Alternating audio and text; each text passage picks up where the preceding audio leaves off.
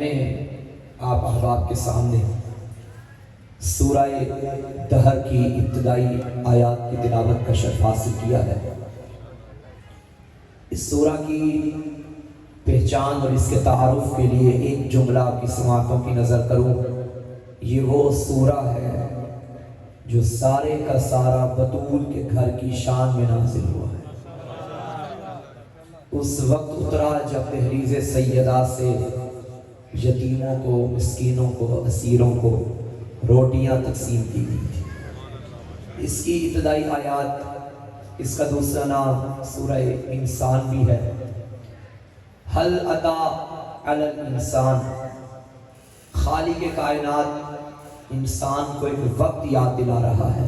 توجہ ہے سب میرے ایک وقت یاد دلا رہا ہے کہ وہ وقت کہ جب انسان قابل ذکر بھی نہ تھا، انسان کا ذکر بھی نہ تھا۔ بعض اوقات ایک شے نہیں ہوتی مگر اس کا ذکر ہوتا ہے، لیکن انسان پہ ایسا وقت بھی تھا جب نہ انسان تھا نہ انسان کا ذکر تھا۔ پھر فرمایا اِنَّا خَلَقْنَا الْإِنسَانَ مِن نُطْفَةٍ أَمْشَاجٍ، پھر ہم نے انسان کو مخلوط قطرے سے پیدا کیا، ملے جلے پانی سے پیدا کیا۔ یہ میں نے ترجمہ کیا ہے، وگرنہ اللہ نے ڈائریکٹ لفظ نطفہ بول دیا ہے۔ اِنَّا خَلَقْنَا الْإِنسَانَ مِن نُطْفَةٍ، ہم نے نطفے سے انسان بنایا۔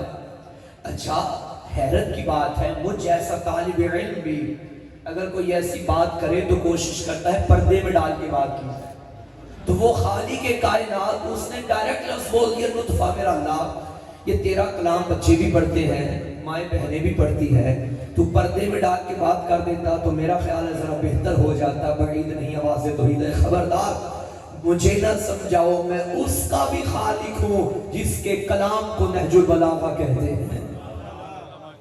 میرا کوئی قول فعل حکمت سے خالی نہیں ہوتا۔ یہ جو اللہ نے نطفہ کہہ کے انسان کو اس کی اصل یاد دلائی ہے، خدا گویا بتانا یہ چاہتا ہے میں انسان کو اس کی اوقات بتا رہا ہوں۔ چار پیسے آ جائیں تو غرور نہ کرنا، امیر کی ابتدا بھی نطفہ ہے، غریب کی ابتدا بھی نطفہ ہے۔ نبتلیہ، تاکہ ہم اس کو آزمائیں جسے ہم نے بنایا۔ وَجَعَلْنَاهُ سَمِيعًا بَصِيرًا، ہم نے اسے سننے والا اور دیکھنے والا۔ پھر فرمایا اِنَّا هَدَيْنَاهُ السَّبِيلَ، ہم نے اسے ہدایت کا راستہ دکھا دیا۔ اِمَّا شَاكِرًا وَإِمَّا، اب چاہے تو شاکر بنے چاہے تو کافر۔ ابھی تک جو میں نے ترجمہ آپ کی سماعتوں کی نظر کیا، اس میں کچھ کام تھے اللہ کے، کچھ کام ہے بندے کے۔ انسان بنانا کس کا کام ہے؟ سارے بولو اللہ کا۔ سننے والا اور دیکھنے والا بنانا کس کا کام ہے؟ اللہ کا۔ ہدایت کا راستہ دکھانا کس کا کام ہے؟ اللہ کا۔ اب راستے پہ چلنا یہ بندے کا کام ہے۔ اب چاہے اس راستے پہ چل کے شاکر بنے، چاہے تو راستہ چھوڑ کے کافر۔ اچھا یہ اس آیت میں اللہ نے فرمایا ہم نے سننے والا بنایا اور دیکھنے والا بنایا۔ کیا اللہ نے ہمیں بولنے والا نہیں بنایا؟ بتائیں مجھے، آپ ذرا بول کے آئیں گے تو میں چلوں گا بھائی، کیونکہ سردی پہلے زیادہ ہے، چادر آپ نے لپیٹ لی ہے اور ہاتھ بھی باندھے ہیں اور چہرے بھی اتر رہے ہیں۔ میں دیکھ رہا ہوں کہ میں اترنے نہیں دوں گا، بیداری سے اللہ نے ہمیں بولنے والا بنایا یا نہیں بنایا؟ سونگنے والا بنایا یا نہیں بنایا؟ چلنے والا بنایا یا نہیں؟ اس کا ذکر نہیں کیا، ذکر کیا دیکھنے والا بنایا، سننے والا۔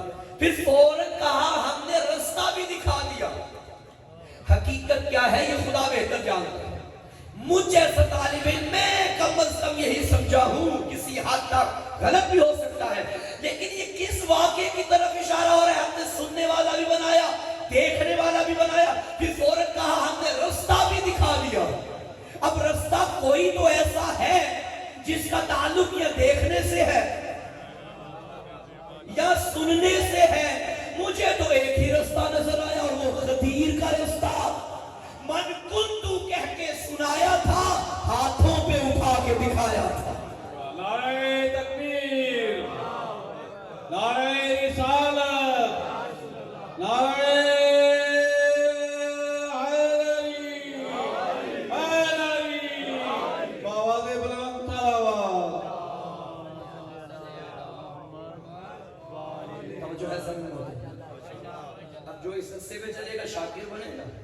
جو رستہ چھوڑے گا، یہ تو ہمارا احسان مانیے کہ ہم کسی کو تکفیریت کا فتویٰ نہیں دیتے، وگرنہ وہ کیسا اسلام ہوگا جس میں علی نہ ہو، وہ کیسا ایمان ہوگا جس میں کل ایمان کا وجود نہ ہو۔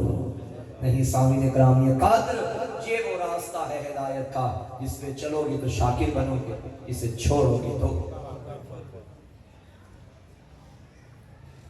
اللہ نے فرمایا ہدایت کا راستہ دکھانا میرا، اِنَّا هَدَيْنَاهُ السَّبِيلَ۔ اچھا ایک اور آیت میں فرمایا اِنَّا عَلَيْنَا لَلْهُدَىٰ، ہدایت کرنا ہماری ذمہ داری ہے۔ متعدد آیات ایسی موجود ہیں جس کا مفہوم تقریباً جن کا یہی بنتا ہے کہ ہدایت کرنا اللہ کا کام ہے۔ یہ ہدایت کی کیسے جاتی ہے؟ ہدایت کے دو طریقے ہوتے ہیں، ایک ہے آراء الطریق، راستہ دکھانا، ایک طریقہ ہے ایصال الی المطلوب، منزل تک پہنچانا۔ میں مثال دے دیتا ہوں، مثلا میں یہاں آیا، میں نے باہر کسی جوان سے پوچھا میں نے امام بارگاہ صدیقپورہ میں جانا ہے، کہاں ہے؟ اس نے مجھے کہا کہ سیدھا جائیے، رائٹ ہو جائیے، لیفٹ ہو جائیے، رائٹ، سیدھا امام بارگاہ۔ یہ ہے آراء الطریق، راستہ دکھانا۔ ایک ہے ایصال الی المطلوب، میں اس سے پوچھ رہا ہوں کہاں جانا ہے، وہ کہے گا میرے ساتھ ساتھ آتے جائیں، اور وہ مجھے اپنے ساتھ یہاں منزل تک لے آتا ہے۔ یہ ہے ایصال الی المطلوب، یہ بھی ہدایت ہے، وہ بھی ہے۔ اس کی میں سادہ سی مثال آپ کو دے دوں، یقیناً ہر خاص فہم کے ذہن کی تحدیث پہ میرا مقصود، میرا مطلوب اتر جائے گا۔ چونکہ ہمارا تعلق ایسے قبیلے سے ہے کہ ہمیں ذکر مظلوم کے لیے ملک کے کونے کونے میں جانا پڑتا ہے۔ عموماً ایسا ہوتا ہے کہ ہم پہلی مرتبہ کسی جگہ پہ جائیں تو ہم اس رستے سے نا آشنا ہوتے ہیں، ہم نہیں جانتے کہ راستہ کہاں ہے، کیسا ہے۔ پھر جب ہم بانی کو کال کرتے ہیں، مثلا ماسٹر صاحب کو ہی ہم نے کال کر دی کہ بھائی ہم پہنچ گئے ہیں، ہمیں راستے کا پتہ نہیں، اب جو کریں ہمیں لوکیشن بھیج دیں۔ ایسے کبھی انہوں نے بھیجی نہیں ہے، میرا ٹھیک ہے نہیں آتا شاید، اکثر بانیان کو نہیں بھی پتا ہوتا، لیکن جوان ماشاءاللہ بیٹھے ہیں، آپ بولیں گے میرے ساتھ لوکیشن بھیج دی، واٹس ایپ میں لوکیشن سینڈ کر دیتے ہیں۔ پھر لوکیشن جہاں جہاں ہمیں لے جاتی ہے ہم چلتے جاتے ہیں، پھر جہاں سے لوکیشن بھیجی گئی ہوتی ہے وہ گاڑی ہمیں وہیں پہ لے کے آ جاتی ہے۔ لیکن جو یہ یوز کرتے ہیں وہ میرا ساتھ دیں گے، کبھی کبھی تو لوکیشن پہنچا دیتی ہے اور کبھی کبھی اتنا خراب کرتی ہے، جانا کہیں ہو لے کہیں جاتی ہے۔ یہ ان کے لیے جملہ پڑھ رہا ہوں جو یہ کہتے ہیں کہ ہمارے لیے لوکیشن کافی ہے۔ غلط بھی پہنچا سکتی ہے۔ پھر ہم کیا کرتے ہیں جب لوکیشن کی سمجھ نہ آئے، پھر ہم ان کو کال کر کے کہیں گے ماسٹر صاحب یہ تو ہمیں کہیں آگے پیچھے لے گئی، کسی کو بھیجو۔ جملہ کہہ دوں، بھائی لوکیشن کافی نہیں ہوتی جب تک بھیجنے والا کسی کو ساتھ نہ بھیجے۔ جب وہ ساتھ آئے گا تو وہ بتائے گا۔ اچھا یقین کریں، واللہ باللہ ممبر میں بیٹھا ہوں، صرف اپنے خطابت کے لیے بات نہیں کر رہا، صرف مثال کے لیے بات نہیں کر رہا، حقیقت میں ایسا ہوتا بھی ہے۔ جب ہم کال کرتے ہیں نا کسی کو بھیجو، تو بانیان حضرات بچے بھیج دیتے ہیں کبھی کبھی۔ سائیکل میں کوئی بچہ نظر آیا، جی مولانا فلاں چوک میں پہنچ گئے ہیں، ذرا جاؤ اور وہاں یہ کلر ہے گاڑی کا، یہ نمبر ہے، ان کو لیتے آؤ۔ بچہ آیا سائیکل میں بیٹھ کے، ہم بیٹھے 60-70 لاکھ کی گاڑی کے اندر، بچہ بیٹھا 5-7 ہزار کی سائیکل کے اوپر، بچہ ہمیں کہہ رہے بڑا مطمئن ہو کہ قبلہ میرے پیچھے پیچھے آتے جائے۔ توجہ ہے یا نہیں پیچھے والے حضرات کی؟ بچہ ہمیں کہہ رہے میرے پیچھے پیچھے۔ اب ہماری تو مجبوری تھی، کوئی اور تو ملا نہیں، ہم نے ڈرائیور سے کہا بھائی اسی کے پیچھے چل دو۔ اب بچہ آگے آگے، ہم پیچھے پیچھے۔ آخر کار جب یہاں پہنچے، ماسٹر صاحب آئے مجھے ریسیو کرنے کے لیے، گاڑی سے میں اترا، میں حالت تیش میں غصے میں، انہوں نے کہا کہ کیا ہوا؟ میں نے کہا آپ نے بچہ بھیجا؟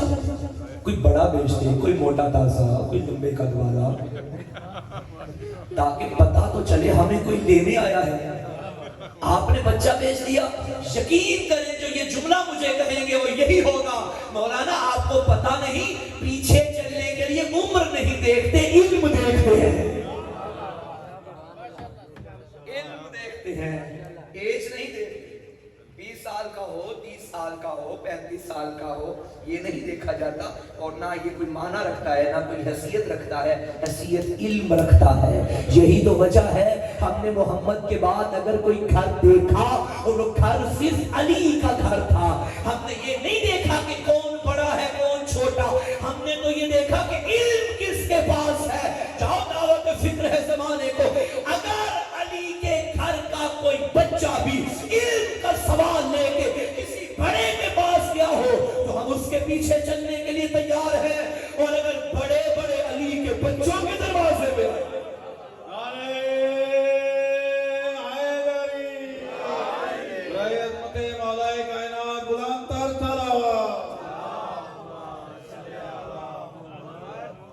ماشاءاللہ جتنا مجمع سج گیا ہے اور جو ماشاءاللہ آپ کی توجہ ہے اس سے بہتر اور بہترین صلوات آپ تلاوت کر سکتے ہیں۔ بالکل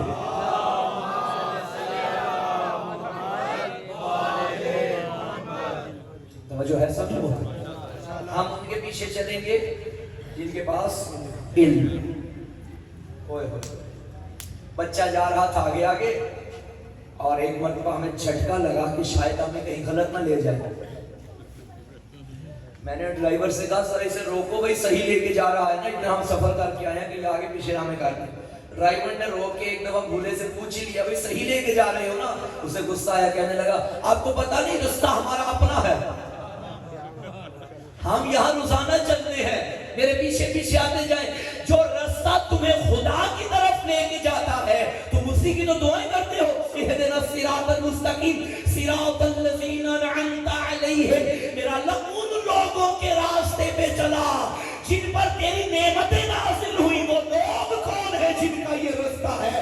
وہ اور کوئی نہیں، وہ فاطمہ کے بچوں کا رستہ ہے، اور جن کا رستہ ہو ان سے بحث نہیں کی جاتی، ان کے پیچھے پیچھے چلا جاتا ہے۔ یہی تو وجہ ہے کہ قرآن نے فرمایا یا ایھا الذین آمنوا اطیعوا اللہ واطیعوا الرسول واولی الامر منکم، اللہ کے پیچھے چلو، رسول کے پیچھے چلو، اور اولی الامر کے پیچھے جو رسول جیسے ہیں ان کے پیچھے چلو۔ یہ وہ ہے جن کا رستہ تمہیں خدا کی طرف لے جائے گا۔ صلوات پڑھے محمد والے۔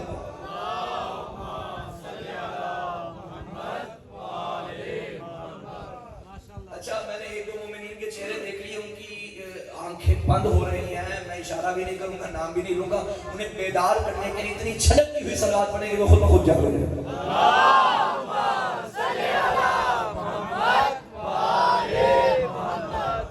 اور بہار میں حدیث ہے کہ بلند آواز سے صلوات پڑھنے سے دلوں سے منافقت دور ہوتی ہے۔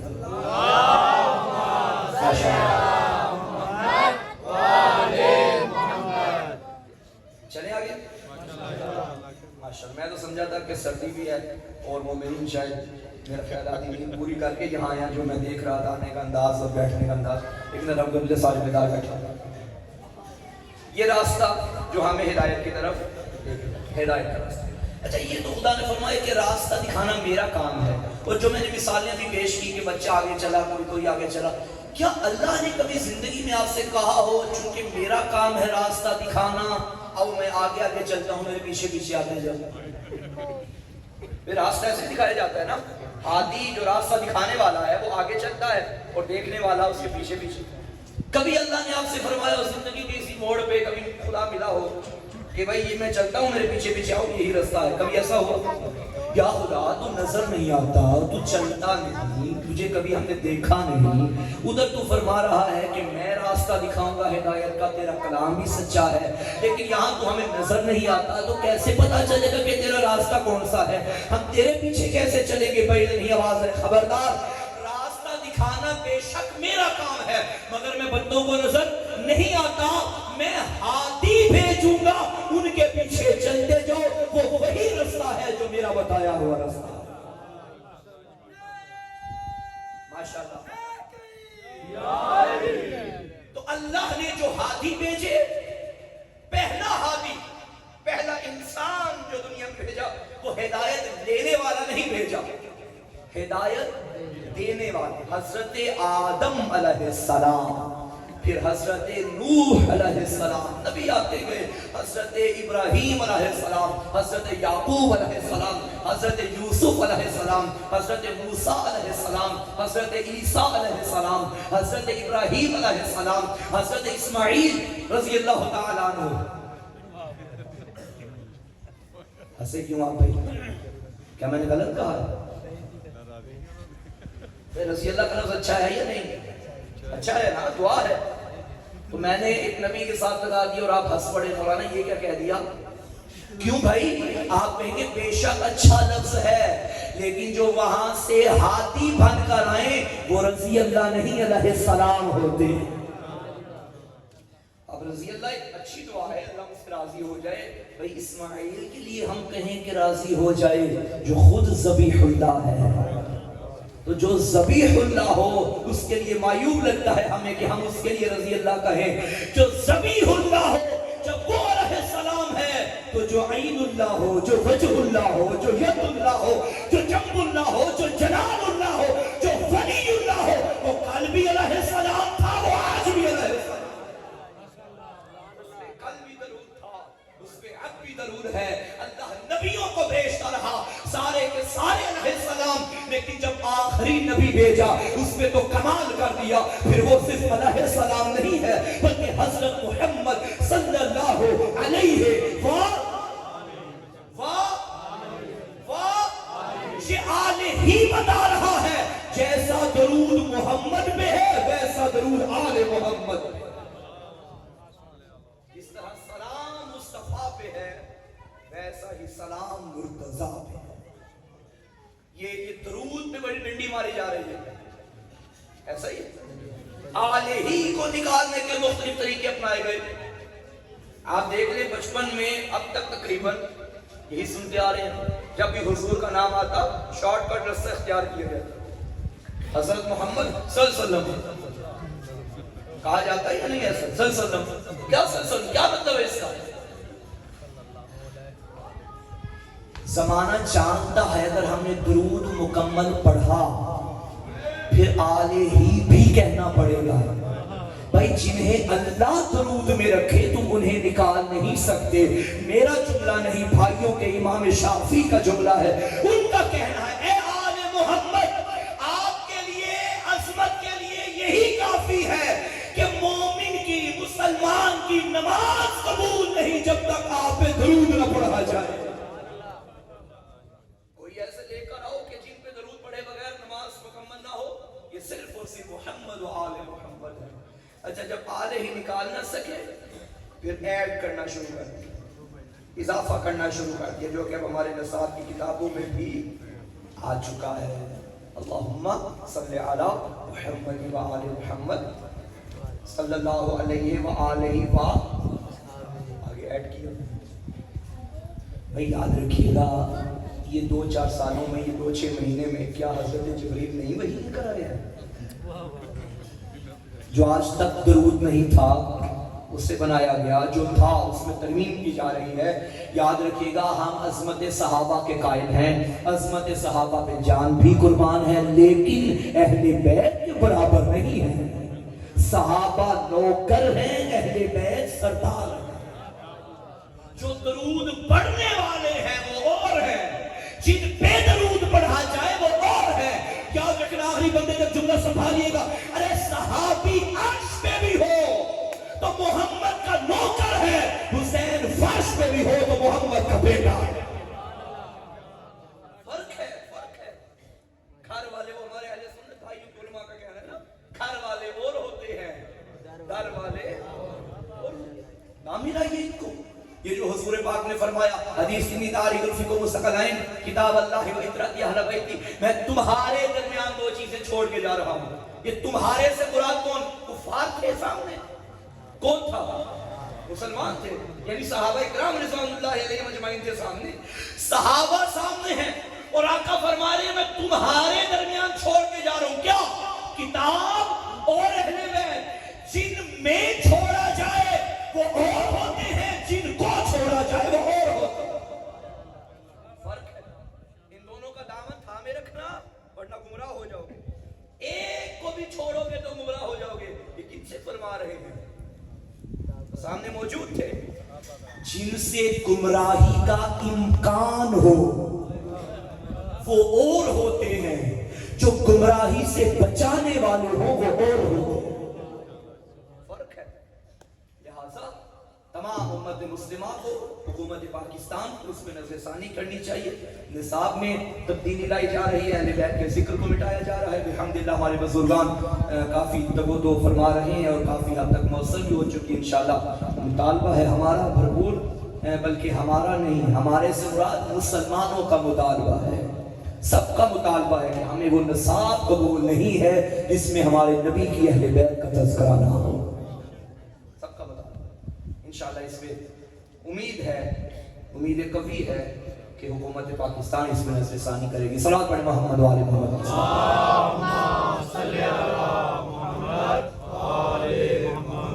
تو ہدایت کا راستہ یہ انبیاء دکھائیں۔ کسی نبی کے ہاتھوں کو اللہ نے اپنا ہاتھ نہیں کہا، کسی کی زبان کو اپنی زبان نہیں کہا، یہ صرف اور صرف حیدر کرار کی ذات ہے، جس کی آنکھیں بھی عین اللہ ہیں، جس کا چہرہ بھی وجہ اللہ ہے، جس کی زبان لسان اللہ ہے۔ اچھا کچھ آباد کو یہ القاب ہضم بھی نہیں ہوتے، میں اس کی ویسے تشریح اس مقام پہ مجھے یاد ہے کر چکا ہوں کہ مولا کو عین اللہ وجہ اللہ کیوں کہا جاتا ہے، وہ تشریح میں نہیں کروں گا۔ بہرحال لوگ کہتے ہیں کہ شیعہ صحابہ کا ذکر نہیں کرتے، میں ایک صحابی کی زبان سے بتانے لگا ہوں کہ علی عین اللہ بھی ہے، جند اللہ بھی ہے۔ صحابی بھی کوئی عام نہیں، غیر معروف نہیں، معروف شخصیت ہے۔ حضرت عمر فاروق، خلافت کا دور تھا حضرت کی، اور مسلمان حج کرنے کے لیے خانہ کعبہ میں طواف کعبہ ہو رہا ہے، حضرت بھی موجود ہیں، بولا امیر بھی موجود ہے۔ ایک جوان ہے جو کعبے کا طواف کر رہا ہے اور کسی نامحرم کو بری نگاہوں سے دیکھتا جا رہا تھا۔ علی نے قریب بلایا اور ایک تماچا رسید کیا۔ کیا ہوگا اس چہرے کا جہاں تماچا علی کا لگ جائے؟ بکھراہٹ سے گھبرایا ہوا چلتا چلتا وہ حضرت کے پاس آیا، کہنے لگا حضرت آپ کی رعیت میں ہے، آپ کی خلافت ہے اور مولا علی نے تماچا مار دیا۔ حضرت نے کیوں؟ جی ہمیں نہیں پتا، آپ خود جائیے۔ حضرت اس جوان کو لے کے مولا امیر کے پاس آئے، عرض کیا کہ علی آپ نے اسے تماچا مارا؟ علی نے فرمایا ہاں، کیوں مارا؟ فرمایا یہ نامحرم کو دیکھ رہا تھا، علی کو یہ آگ بے پسند نہیں۔ جوانوں سے توجہ چاہتا ہوں، نامحرم کو دیکھ رہا ہے، علی نے دیکھ لیا اسے یہ گناہ کرتے، علی نے بلا کے تماچا مار کے بتایا جس کی آنکھوں میں حیا نہ ہو کچھ اور تو ہو سکتا ہے، علی کا شیعہ نہیں ہو سکتا۔ علی حیا والوں کے امام ہے۔ جوان خاموش ہو گئے بھائی، توجہ ہے یا نہیں؟ علی اس کے امام ہے جس کی آنکھوں میں حیا ہے، علی اس کے امام ہے جس کے دل میں غیرت ہے، علی اس کے امام ہے جس کی زبان میں صداقت ہے۔ یہی وجہ ہے آذانوں میں کیا سنتے کیا پڑھتے ہو؟ اشہد ان امیر المومنین و امام المتقین۔ ہر شرابی کبابی کا پیر علی نہیں ہے، علی کو اپنا پیر ماننے کے لیے مومن بننا پڑے گا، متقی بننا پڑے گا۔ نعرہ تکبیر، نعرہ رسالت، نعرہ حیدری، برائے عظمت محمد اہل بیت محمد بلند تر صلوات۔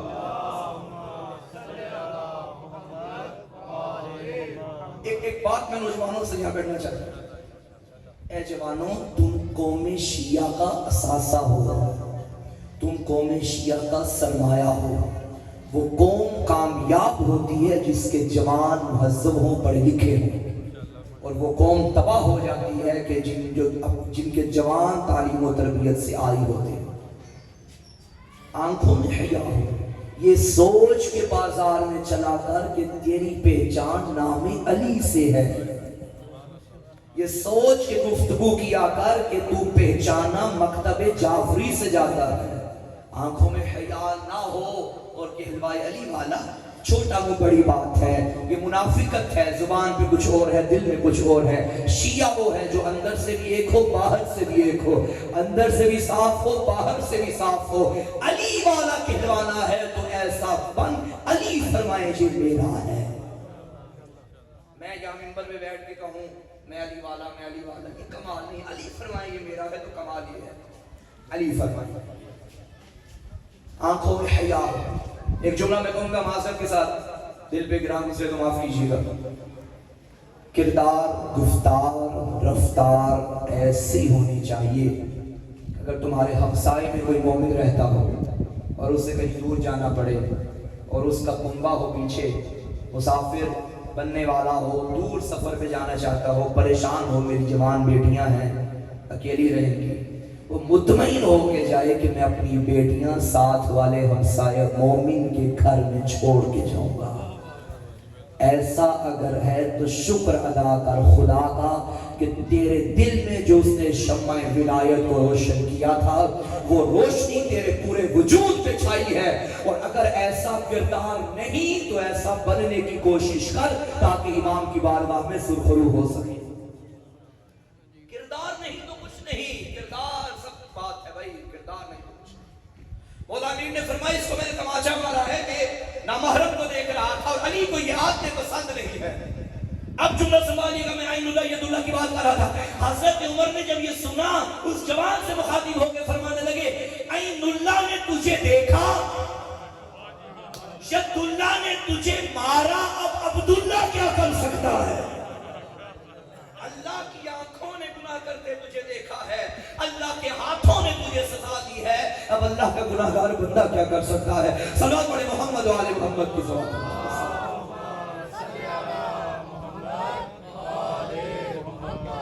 مولا امیر کے ہاتھوں کو ہاں البتہ سوائے رسول خدا کے پاک پیغمبر کے ہاتھوں کو بھی اللہ نے ایک مقام پہ اپنا ہاتھ کہا. آقا کی زبان کو اپنی زبان کہا وما رمیت اذ رمیت ولکن اللہ رمی.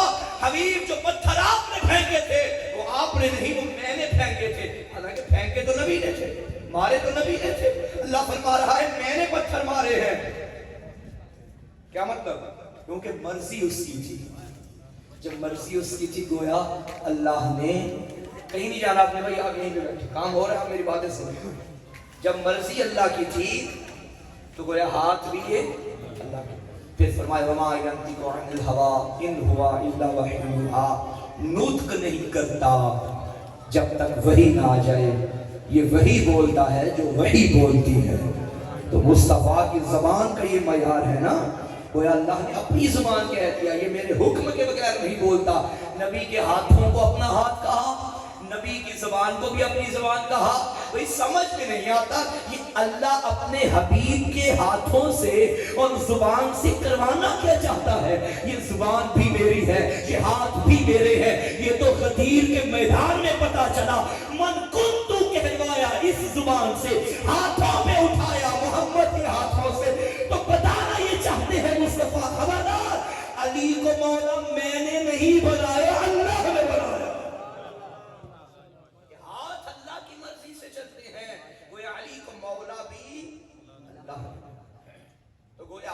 اصل سے ابد تک یہ ہدایت کا سلسلہ چلتا رہے گا, یہ شاکر اور کافر کا رستہ چلتا رہے گا. کون شکرانے کے رستے پہ چلتا ہے اور کون کفرانے کے رستے پہ چلتا ہے.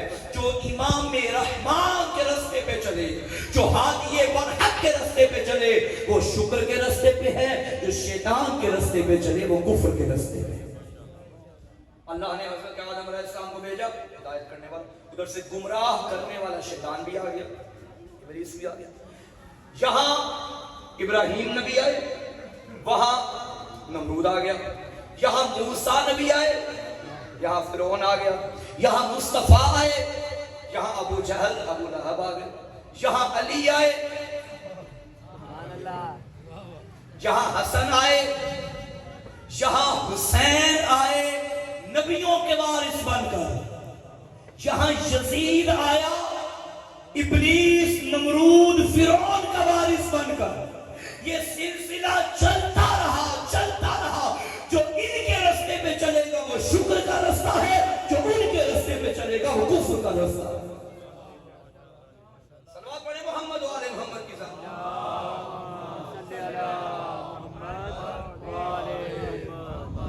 ہر دور میں ہادی پر حق کا ہونا ضروری ہے, حجت خدا کا ہونا.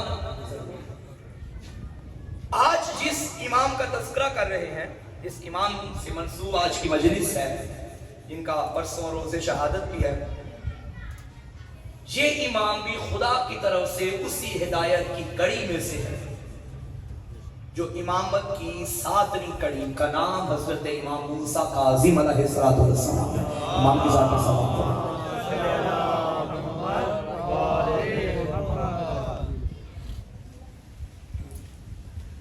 میدان غدیر میں جو آقا نے اعلان فرمایا تھا اس سے ولایت علی کا اعلان نہیں تھا، بلکہ یوں کہوں ختم نبوت کا بھی اعلان تھا اور آغاز امامت کا بھی اعلان تھا۔ علی ولی اللہ دلیل ہے ختم نبوت مصطفیٰ کی، ختم نبوت کی۔ میں پہلے بھی کئی مجالس میں کہہ چکا ہوں، سوشل میڈیا پہ کافی وائرل بھی ہوا میرا یہ میسج، آج پھر یہاں میں کہنا چاہتا ہوں، اگر کوئی غیر آپ کے حق میں 2-4 روایتیں پڑھ لے اسے اپنا لیڈر نہ بنا لیا کرو جوانوں۔ توجہ ہے بھائی، وہ روایتیں پڑھ رہے ہیں مولا میر کے فضائل میں، آل محمد خاندان ہی ایسا ہے کہ دشمنوں نے بھی فضائل پڑھے۔ میں یزید کے جملے دکھا سکتا ہوں جو اس نے آل محمد کی شان میں پڑھے۔ کیا یزید اب اچھا ہو جائے گا؟ نہیں۔ مجھے بتائیے کہ ابو جہل رسول اللہ کو صادق نہیں مانتا تھا؟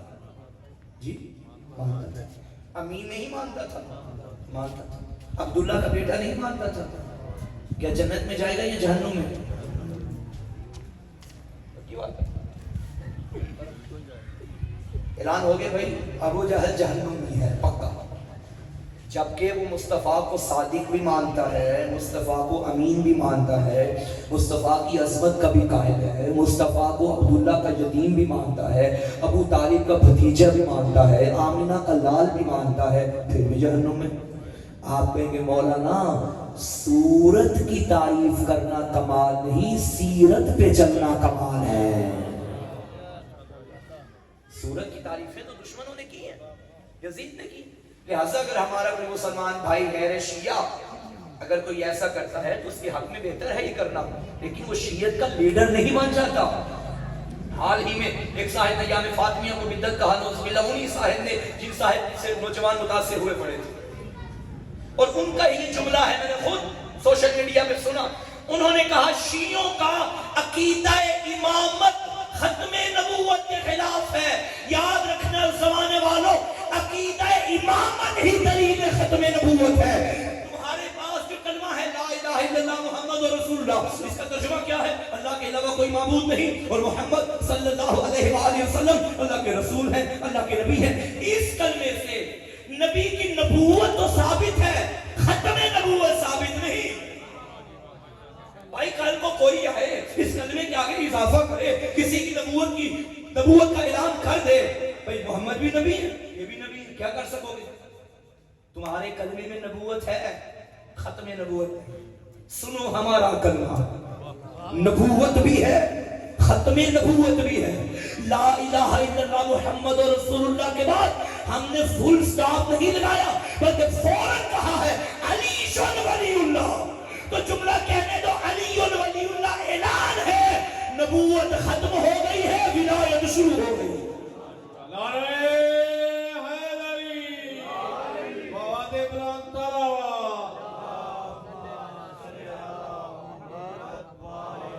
جو علی کردار میں نبی جیسے تھے، جو علی گفتار میں نبی جیسے تھے، جو علی رفتار میں نبی جیسے تھے، جس علی کا خون نبی کا خون ہے، جس علی کا گوشت نبی کا گوشت ہے، جس علی کا اٹھنا نبی کا اٹھنا ہے، جس علی کا کھانا نبی کا کھانا ہے، جس علی کا سونا نبی کا سونا، سوائے نبوت و امامت کے رشتے کے، سوائے استاد اور شاگردی کے رشتے کے کوئی فرق نہیں ہے نبی اور علی میں۔ تو جملہ کہنے دو نا، جب نبی جیسا علی نبی نہیں بن سکتا تو ایسا ویسا نبی کیسے بن سکتا ہے؟ دلیل ہے ختم نبوت کی علی ولی اللہ۔ یہ غدیر میں جو سلسلہ امامت کا آغاز ہوا ہے یہ ختم نبوت کا اعلان ہے۔ اسی میں سے ایک نام حضرت امام موسیٰ کاظم علیہ السلام۔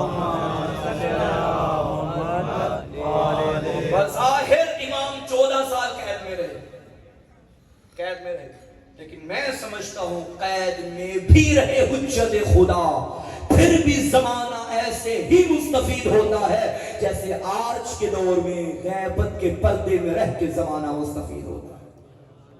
حجت خدا کے اپنے اثرات ہیں، حجت خدا کی وجود کے اپنے برکات ہیں، اپنی برکات ہیں، اور زمانے نے استفادہ کیا۔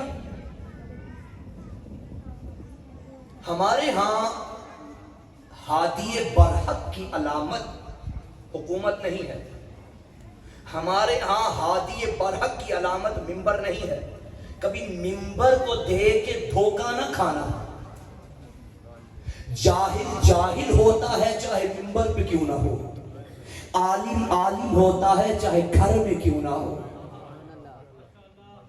یہی وجہ ہے کہ جب یزید کے دربار میں امام سجاد علیہ السلام موجود تھے اور خطبہ ارشاد فرمانا چاہتے تھے، امام سے پہلے یزید کا نمائندہ کرائے کا خطیب ایک منبر والی بلند جگہ پہ کھڑا تھا، تو آقا نے فرمایا تھا اجازت ہے میں بھی ان لکڑیوں کے ڈھیر پہ آؤں؟ حالانکہ منبر تھا، اور مولا کیا فرما رہے؟ لکڑیوں کا ڈھیر۔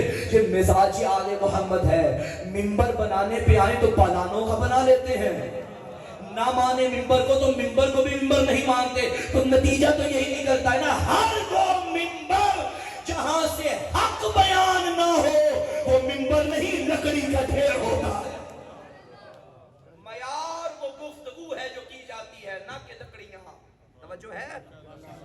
تو لہٰذا ہمارے ہاں معیار منبر نہیں، معیار حکومت نہیں، معیار تخت و تاج نہیں۔ امام ہادی ہادی ہے، چاہے گھر میں ہو چاہے زندان میں ہو۔ جس طرح نبوت کے منکروں نے نبوت کا مقابلہ کرنے کے لیے مختلف وار کیے، اسی طرح امامت کے منکروں نے امام کے مقابلے میں مختلف وار کیے۔ نبیوں کو بھی اللہ نے بھی معجزے عطا کیے، ائمہ کو بھی معجزے عطا کیے۔ معجزہ دلیل ہے کہ یہ ہادی برحق ہے، یہ نمائندہ الہی ہے۔ ایک ایسا میدان ہے جو نبی کے لیے بھی سجا، امام کے لیے بھی سجا۔ نبی یوسف ہے، امام موسیٰ کاظم ہے، اور وہ میدان کردار میں شکست دینے کا میدان تھا حجت خدا کو۔ زلیخا کا واقعہ آپ نے قرآن میں پڑھا سنا بھی ماشاءاللہ، اب تو ماشاءاللہ وہ فلم بھی ہے، ہر بچے نے بھی یقیناً اس کی نظروں سے اس کے ذہن میں یہ واقعہ موجود ہوگا۔ زلیخا جب آئی اور اس نے 7 دروازے بند کر دیے، حجت خدا اندر موجود ہے اور نعوذ باللہ یہ شیطانیت کی طرف مائل کرنا چاہتی ہے، مگر چونکہ خاص سے خدا بندہ تھا، خاصان خاص تھا، چونکہ نمائندہ الہی تھا، چونکہ دل میں خدا کا خوف تھا۔ چاہے ایک جملہ میں یہ عرض کروں گا، زلیخا گو کے نبی کی نبوت کو نہیں مانتی تھی، زلیخا وہ نبوت کا مقام نہیں سمجھتی تھی تو یہ قدم اٹھایا نا۔ اس نے کیا کیا؟ وہ جو بت بنا ہوا تھا نا، وہ بندے کا بنایا ہوا خدا، اس کے اوپر کپڑا ڈال دیا تاکہ میرا خدا مجھے نہ دیکھ سکے۔ میں کہوں گا اے مسلمان، زلیخا کا جو یقین تھا کہ یہ میرا خدا ہے، اس سے شرم کے مارے پردہ ڈال دیا، کم از کم اسے خدا کا حیا تو تھا نا۔ جب تو نے تنہائی میں یہ ایمان و عقیدہ رکھا کہ میرا خدا وہ ہے جس کی آنکھوں میں پردہ نہیں ڈالا جا سکتا، جو ہر وقت موجود ہے، دیکھ رہا ہے، کبھی سوچا میں جو کر رہا ہوں خدا دیکھ رہا ہے؟ اس زلیخا سے سمجھ لیجئے اتنا سبق۔ خیر، حضرت یوسف علیہ السلام جب وہاں سے دوڑنے کا ارادہ کیا، پہلا دروازہ بڑی مشکل سے کھولا، باقی دروازے خود بخود کھلتے گئے۔ خدا کا پیغام ہے، ایک قدم تو میری طرف اٹھا، ناممکن نہیں ہے، تو اٹھا، آگے سارا رستہ ہموار کرنا میرا کام ہے، لیکن پہلے اس شکرانے کے رستے پہ چل تو صحیح، اگر نہ چلے گا تو کفران کا رستہ، کفر کا رستہ۔ یہی واقعہ من نوعان حضرت امام موسیٰ کاظم علیہ السلام کے ساتھ پیش آیا۔ حاکم وقت نے کہا کہ دنیا اس کے فیوز و برکات سے آشنا ہو چکی ہے، یوں کرو، علم میں تو ہم شکست نہیں دے سکے، کردار میں اسے مارو، زندان میں ایک بدکار عورت کو بھیجا جاؤ، اور نعوذ باللہ اگر کوئی شیطانی کام ہو تو ہمیں بلاؤ اور ہم حملہ کریں گے۔ بدکار عورت، فاحشہ عورت آئی امام کے زندان میں، کیا جانتی نہیں تھی وہ کہ یہ فاطمہ کا بیٹا ہے؟ یہ محمد کا بیٹا ہے. جب آئی کیا دیکھا, آنکھیں اٹھا کے بھی فرزند زہرا نے نہیں دیکھا. بس توجہ یہاں رکھیں بھائی, توجہ یہاں رکھیں. موسم چلتا رہے گا, موسموں کی فکر وہ کریں جن کے پیر موسمی ہوتے ہیں. توجہ ہے, لہٰذا یہ ذکر ہوتا رہے گا. بس میں کلوز کروں گا انشاءاللہ, کوشش کروں گا. توجہ بس یہاں رکھیے گا, دائیں بائیں توجہ. صلوات پڑھیں محمد و آل محمد.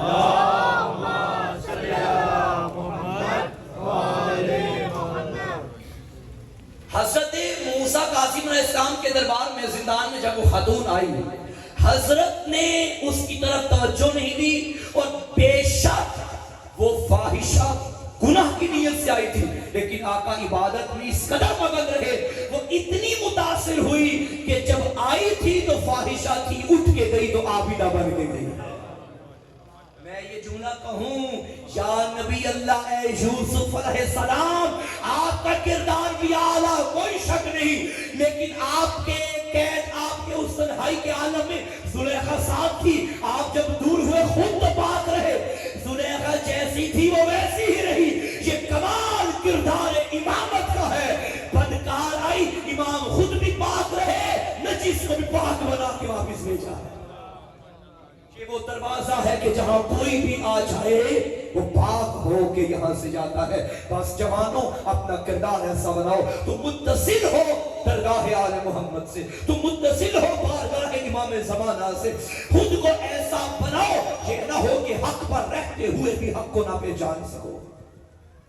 امام کا سپاہی بننے کا حق وہ رکھتا ہے کہ جس کے دل میں امام کے کردار کی جھلک موجود ہو. بس اہل عزا بات ختم کریں. یہ مجلس ہے اس امام کی جو 14 سال کا قیدی ہے. بس کوشش کرنا مسائل میں میرے ساتھ ملے, میں بات انشاءاللہ جلدی ختم کروں گا. پہلے دعا کرو کہ اللہ کرے کسی بیٹی کا باپ قید خانے میں نہ جائے. اگر ایسا وقت آ جائے جب عید کا دن ہو وہ باپ گھر لوٹ آئے, میں کہوں گا 4 قیدیں امام کو ملی, 14 سال بنتے ہیں. 14 سالوں میں 28 عیدیں معصومہ کم نے دیکھی تھی. میں قربان بی بی تیری غربت پہ ایک عید پہ بھی بابا نہ مل سکا. ازاداروں بھائی, اس رجب کو میرے مولا کو زہر ملی, 3 دن تک میرے مولا اس زہر سے تڑپتے رہے.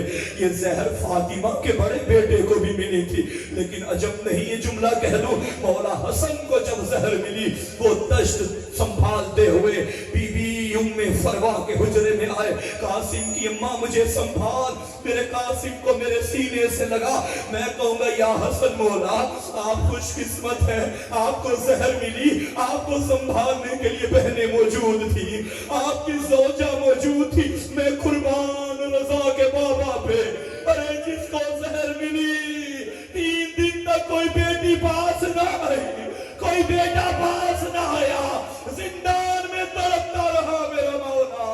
اجرکم اللہ, اللہ کی لعنت ہو ہارون پہ. اس نے سپاہی کو بھیجا, انگوروں میں زہر ملا کے جاؤ موسیٰ ابن جعفر کو کھلاؤ. ابھی ایک دانہ کھایا تھا, آقا کا جگر پھٹنا شروع ہو گیا. فرمایا جا ہارون سے کہہ دے تیرا مقصد پورا ہو گیا, ارے میری بیٹیاں یتیم ہونے والی ہے. بس عزاداروں آ گیا 25 رجب کا دن, انا للہ و انا الیہ راجعون. ابھی تھوڑی دیر بعد جنازہ آئے گا, کوشش کرنا سارے کندھا دینا.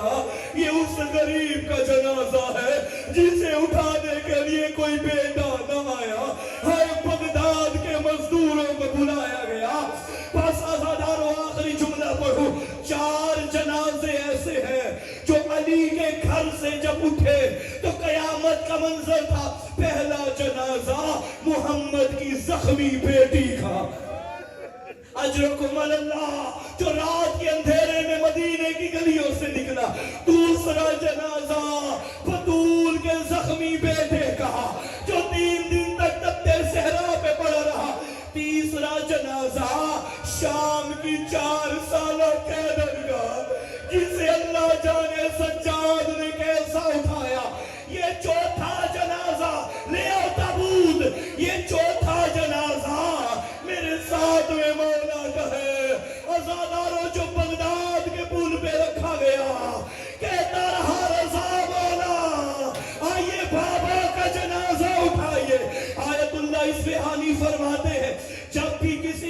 سے جنازہ اٹھایا جائے، اس میت کی بہنیں بیان کرتی ہیں، اس کی بیٹیاں بیان کرتی ہیں، ہائے کون تھا جو موسیٰ کاظم کی لاش میں بیان کرتا، ان زنجیروں نے ماتم کیا، ان کڑیوں نے ماتم کیا،